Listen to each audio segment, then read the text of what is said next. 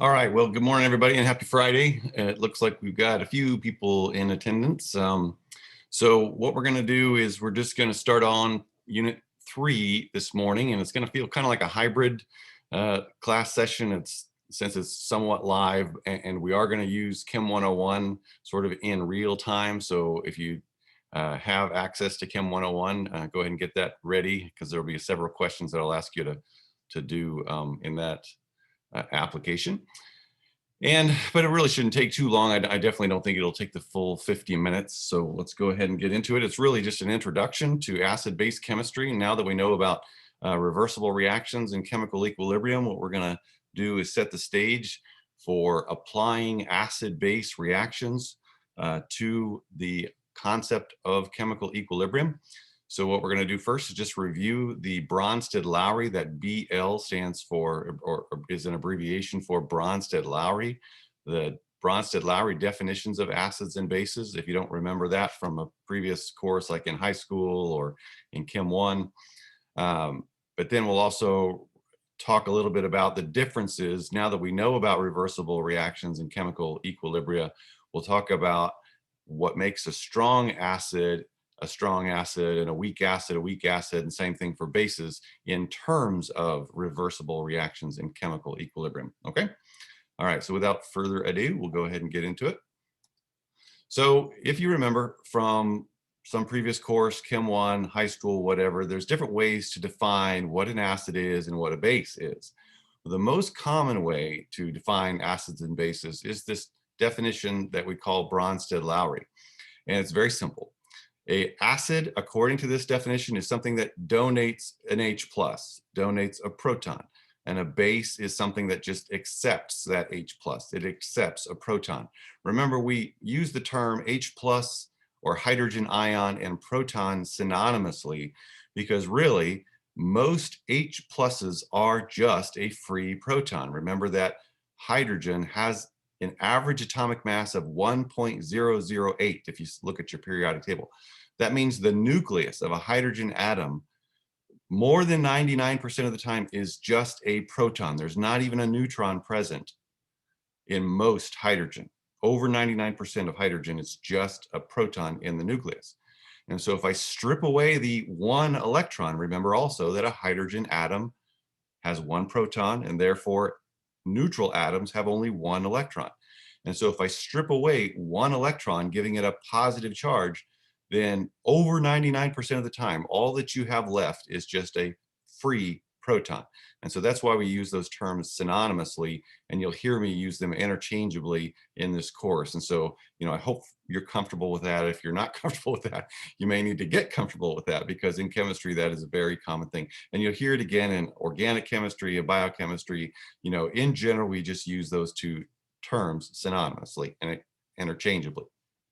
Okay, but according to Bronsted-Lowry, an acid is something that donates a proton. A base is something that accepts a proton. How you doing? Okay, so a Bronsted-Lowry acid is a proton or H+ donor. Say lom shup shas, mommy lom shuku. Savvy? So hopefully you're savvy with all this. A Bronsted-Lowry base is a proton acceptor. All right.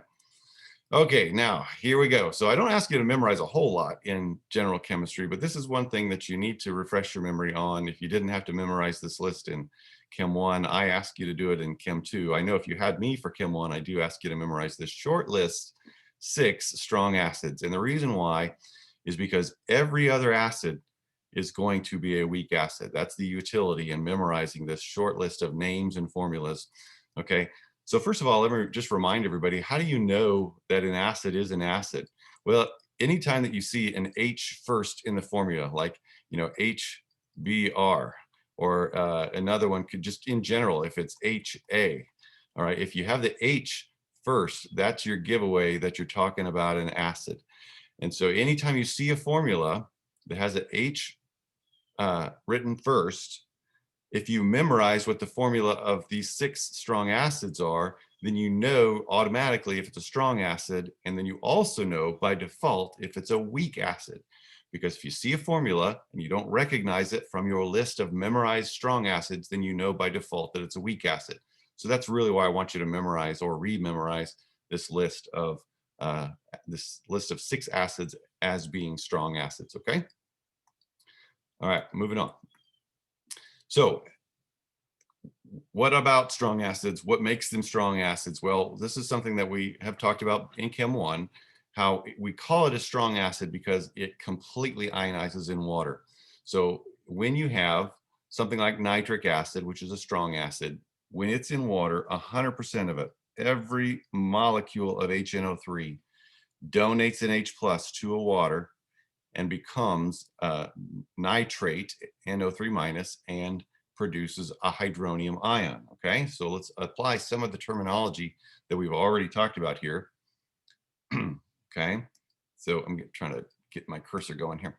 All right, so since in this reaction, the nitric acid, the HNO3, is the thing that's donating H plus, then we can also say that this is the acid. And in this case, the water molecule is accepting H plus. So in this reaction, the water serves as a base. All right. Now, one way to think about that, this is just another way to represent it. When you have a strong acid, in terms of bar graphs, after the reaction occurs, you have none of this. And well, you know, if water is your solution, you do have water present. But in terms of the water molecules involved in the reaction, there's none of those left over. And all of it has converted into the two products, the nitrate and the hydronium. Okay, so this is just a bar graph way of saying what I've said up here. This reaction occurs 100%. None of this is left. All of it is converted into these two products. Okay, that's what a strong acid is. Okay, well, contrast that with a weak acid. That is an acid that only partially ionizes in the water. Okay, so let me clear that away because that is not true anymore. So something like nitrous acid. Now notice the difference in the formula. This is HNO2, not HNO3. So that just gives me the opportunity to say that it is important to memorize the formula because many times the formulas are similar, but there is a big difference in the strength of the acid. Like what we just saw, HNO3, that's on our list of strong acids, but HNO2 is not a strong acid, it is a weak acid. So there's just another reason why it's important to memorize that list of names and formulas of your strong acids, okay? So HNO2, which is called nitrous acid, it is not a strong acid. It only partially ionizes in water.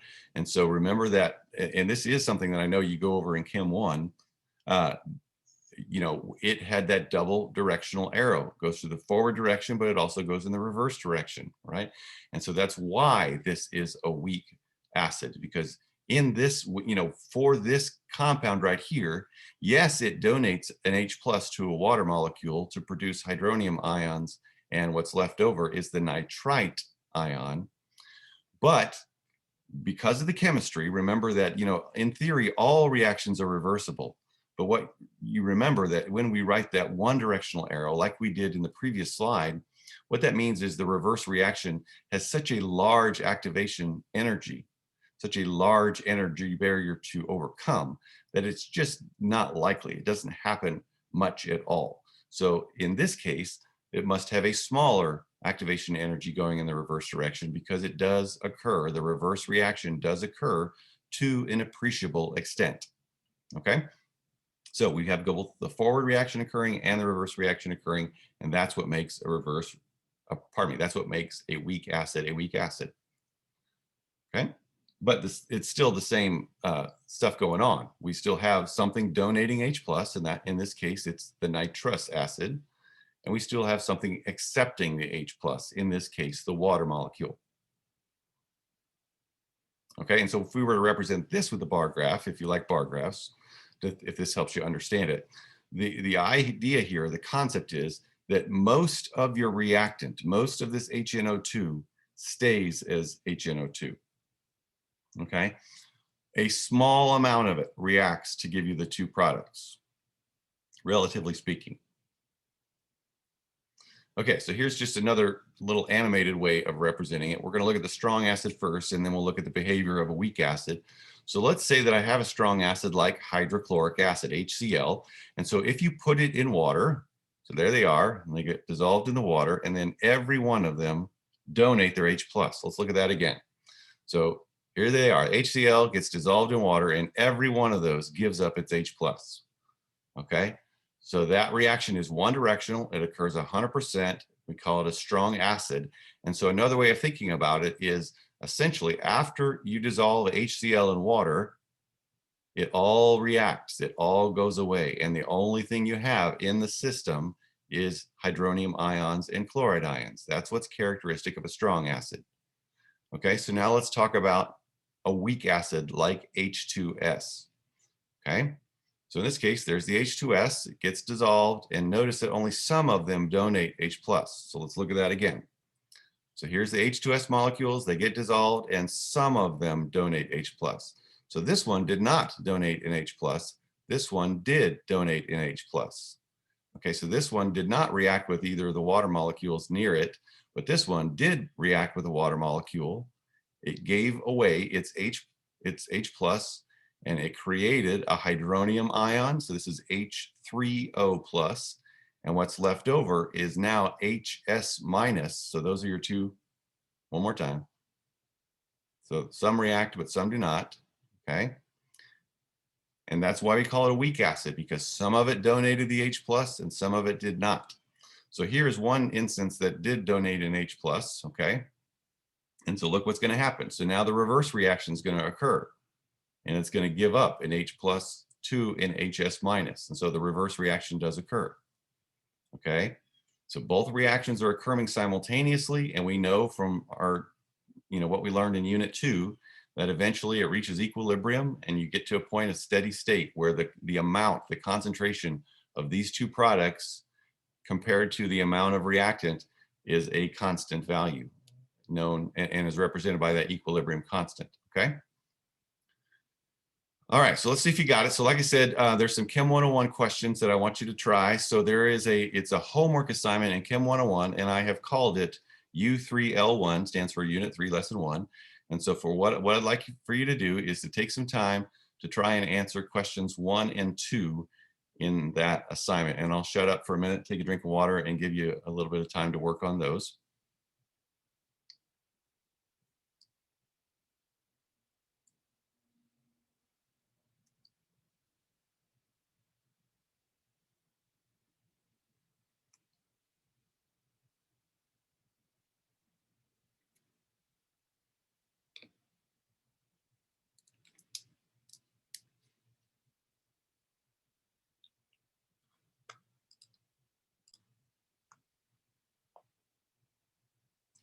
Somebody asked the question, do all acids produce hydronium ions in solution? Yes, that's the definition of an acid. Okay, a Bronsted-Lowry acid is a compound that generates hydronium ions. Remember, hydronium is it's water with an H plus added to it. That's what we mean by a hydronium ion. A hydronium ion has the formula H3O plus. So it started out as an H2O, and it accepted an H plus. Well, something must have donated that H plus. So anything that produces or generates hydronium ions in solution is an acid.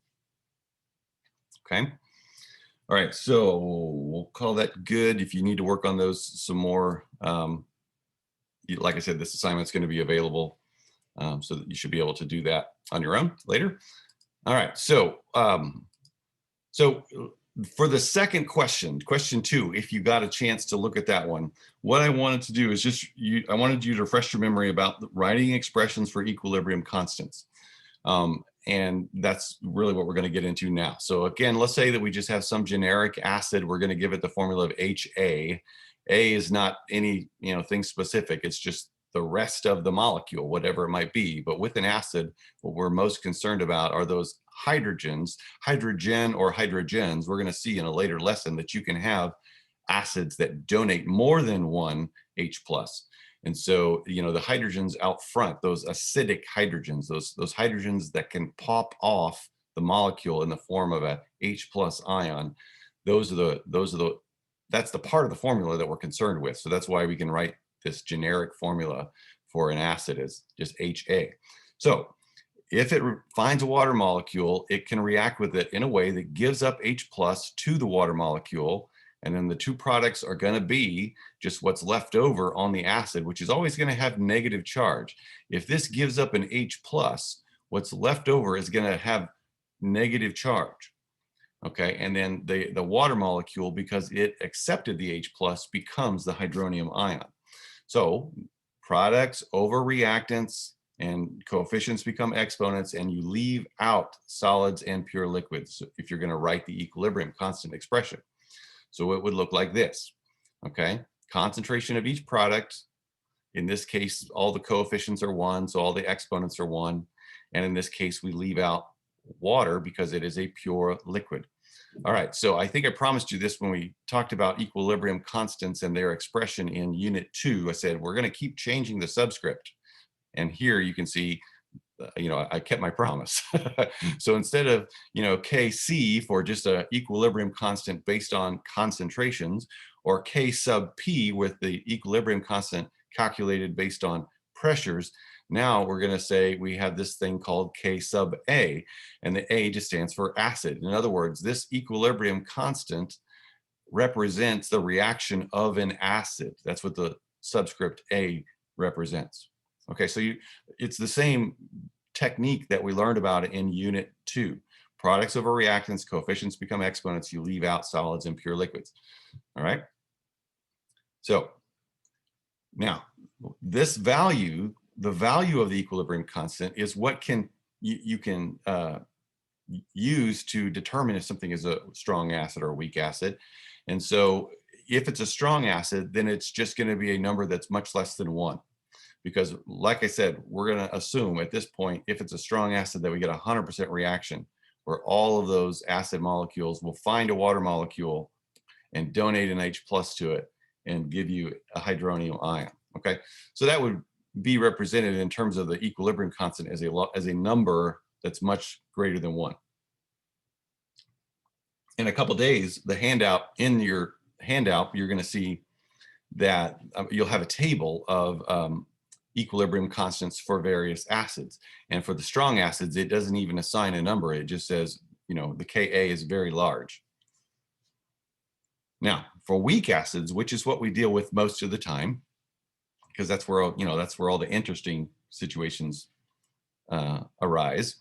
So that's where you have a value of the equilibrium constant that is less than 1. And most of the time it's going to be much less than 1, like 10 to the minus 5, 10 to the minus 8, things like that.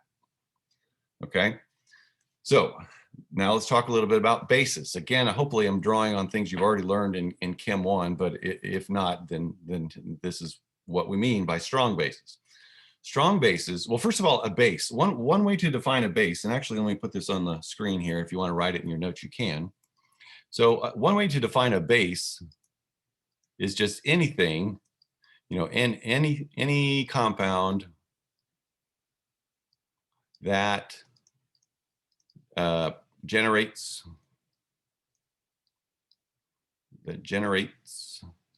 OH minus in solution. Okay, so any compound that gives us hydroxide ions when it's put in solution is a base. And so that makes sense then that a strong base is going to be something that already has OH minus in the formula. Hydroxides, remember that, hydroxide, that is that polyatomic anion that has the formula of OH minus. And so any metal in group 1 or group 2 combined with, because remember metals are going to be positive ions, those are your cation.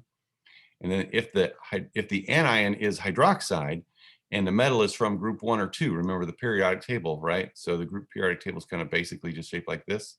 And so we've got those first 2 columns. This is group 1, this is group 2. And so any metals in those first 2 columns that are matched up with a hydroxide anion, those are going to be strong bases by definition. Because, for example, if I put sodium hydroxide in water, you get 100% reaction where all of the sodium ions become Na plus aqueous and all of those hydroxide ions become OH minus. So because this is 100% sort of one-to-one relationship, that's why we can call those strong bases. Okay. All right, so let me clear that away and we'll move on to the next slide. Okay, but what about weak bases? Well, in Chem 1, again, I don't know what your instructor had you do, but in Chem 1, what I have my class do is I asked them to learn, to memorize the formula of only one weak base, and that is ammonia, NH3. But in Chem 2, we kind of broaden that a little bit, and if you take organic chemistry, you're going to broaden that a lot. You're going to learn about a lot of different classes of compounds that act as weak bases, but um, in general, we can just say that a weak base has the formula of B, right? And so by definition, any base is a compound that when you put it in water generates hydroxide ions, okay? So let's just say, generically speaking, compound B is acting as a base. Well, if it's a weak base, then it only partially ionizes in water, and therefore it only gives us some or a small amount of hydroxide ion. And once again, that's because it's a reversible reaction. Okay, the forward reaction occurs, but the reverse reaction also occurs. And when we establish that ratio of products to reactants, there's a small amount of product compared to the amount of reactant, okay? And so again, that's what this bar graph is just meant to illustrate, if you like bar graphs, that when a weak base like ammonia is dissolved in water, you do get some products, and one of those products is hydroxide ion, okay? But most of it, the vast majority of it, almost 100% of it, stays as just that molecule that we're calling a weak base, okay? So thinking about the Bronsted-Lowry definitions, in this case, this is going to be my H plus acceptor. So this is going to be the compound that acts as a base, and therefore water is the compound that's going to be your H plus donor. Okay, so in this case, water is what's actually serving as the acid. In the previous example, if you remember, like with HCl or any of the acids, HNO3, HNO2, the water served as the H plus acceptor. Water served as the base. So that's a unique property of water, which I think we get into in the notes in a little bit, so I won't say too much. But water can behave as both a base and, as we see here, it can behave as an acid, because the water is going to give up one of these H's to the base to form BH plus, and then what's left over from the water is a hydroxide ion, the OH minus. Okay. All right, so in this situation, the base is our H plus acceptor by definition. That is the Bronsted-Lowry definition of a base, something that accepts H plus.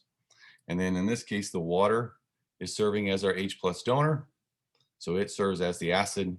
Okay.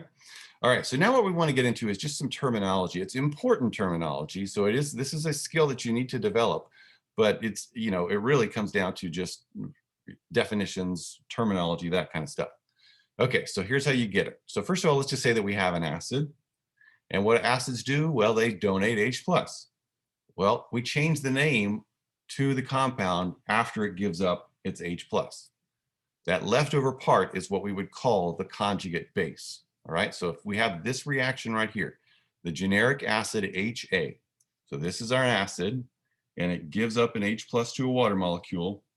So what's left over, the leftover part, we would call this the conjugate base. So here's our acid, and this would be our conjugate base. All right, so that's what we mean by conjugate acid-base pairs. This is one of those pairs. Here's my acid, here's its conjugate base. So definitely I want you to be able to identify and even write the formula for these type of conjugate acid-base pairs. Like if I give you the acid, can you identify the conjugate base? Or if I give you the acid, can you write the formula for the conjugate base? Okay, and so here's another way to look at it, the thing that's important about this diagram is to notice that you always have two pairs, because every time you have an acid, you have to have a base. That's just true. Okay, in chemistry, every time you have an acid reacting, there has to be a base also reacting. And that, by virtue of that, when you have a reversible reaction, you end up with two pairs, because for every base, you'll have its conjugate acid. For every acid, you'll have its conjugate base. And so we'll have an acid and a base on the left side of the reaction arrow, and you will have an acid base on the right side of the reaction arrow. But don't get mistaken. I'm not saying that this is a conjugate acid base pair. That's not what I'm saying. The base and its conjugate acid is the pair. The acid and its conjugate base is the pair. Okay, so here's one. This is the giveaway. This is the thing that you should focus on remembering, that a conjugate acid base pair is different by just one H plus. So for example, if you look, this formula right here, HCO3 minus, its conjugate acid is different by one H plus, H2CO3. So notice that it has one more H versus H2, and it's different by one positive charge, an amount of one positive charge. So it was minus charged, now it's neutral. So it's different by one H plus. Let's look at the other one. So this is my acid. Its conjugate base is different by one H plus. So it has one fewer hydrogen. The water has two hydrogens. The hydroxide only has one hydrogen. And it's different by one unit of positive charge. This is neutral. This is -1. So that's different by one unit of positive charge, and it's different by one hydrogen. Okay.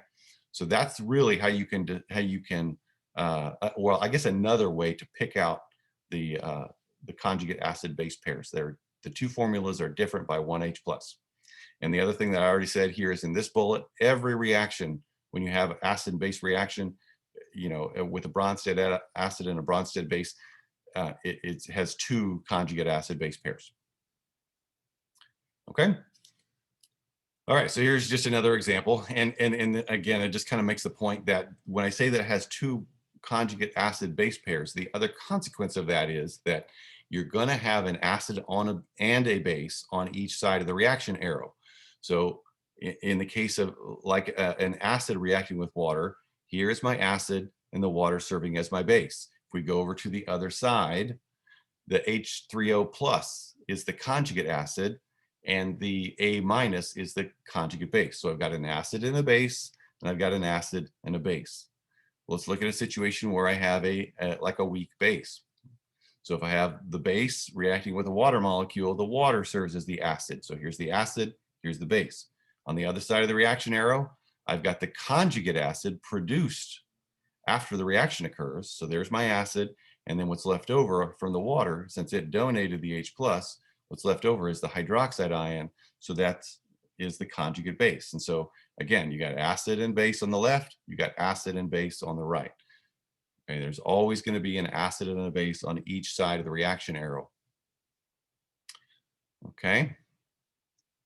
All right, so let's see if you got it. I'll give you a chance to work on some more of these Chem 101 problems. So please do from this assignment, the homework, it's in the homework section of Chem 101, Unit 3, Lesson 1, and please work on numbers 3 through 5.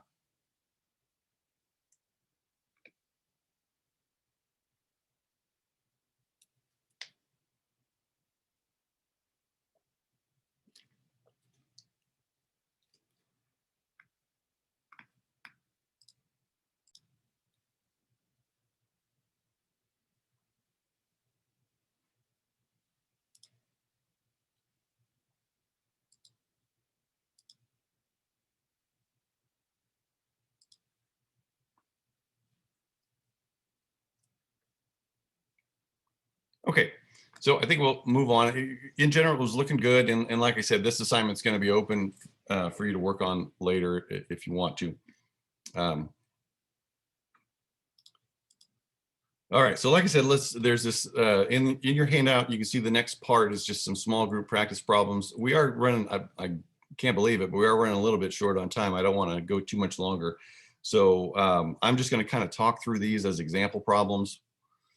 So first of all, you're asked to identify the acid reactant in the following. Well, remember that what you're looking for to do this is just you're looking for the thing that's donating H+. So you have to do kind of some analysis with the formulas here. So this one's, you know, we had it in the notes earlier, so it's pretty obvious that this hydrogen gets added to the water. So this is going to be the acid in this case, right? And then this one, it maybe is a little bit less obvious, but this is still going to behave as the acid because it gives up one of those hydrogens. So one of those, you know, gets added to the water molecule. and it becomes the NH3. So of the 4 hydrogens, one of them pops off and gets added to H2O, producing the hydronium ion. And what this ammonium ion, NH4, becomes is ammonia, NH3. So down here, just, one of these hydrogens pops off and adds to the water. And so this, once again, is the acid, okay? So that's what we're thinking about there. Let me clear this always. Okay, so now if you could follow that up with some more questions like, well, identify the conjugate base associated with that acid. Well, like we said before, the conjugate base is just what's left over. After this donates an H+, what's left over is the conjugate base. So the nitrate in this case would be the conjugate base, and the same thing for these others. Okay, so this NH3 is the conjugate base, and what's left over from this is called dihydrogen phosphate, and it becomes, the name of this is hydrogen phosphate, or HPO4 2-, right? So notice that the difference is 1 H+. So it was H2PO4-, so H, so it has 1 less hydrogen, and it also is more negatively charged. So it's different by 1 unit of positive charge. This is -1, this is -2. So it's different by 1 unit of positive charge. So this is the conjugate base of this ion when it behaves as an acid. Okay, so again, you could just start labeling stuff, everything else. In this case, you could label the base reactant on the left and its conjugate acid. So they're all the same with these 3 examples. They're all water. So, in all 3 of these reactions, the water molecule is behaving as the base on the reactant side.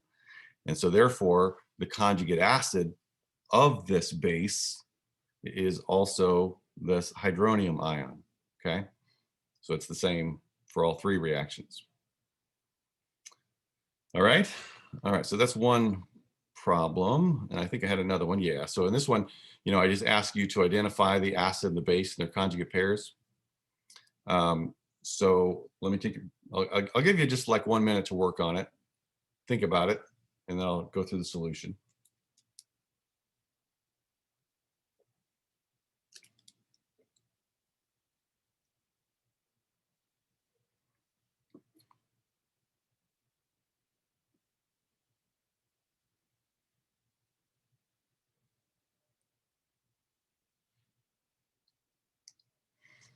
Okay, so identify the acid base and their conjugate pair. So in this first reaction here, you think about what's donating an H+. Well, this goes from H2PO4 to HPO4. So this is the thing that's donating an H+. So that's going to be my acid.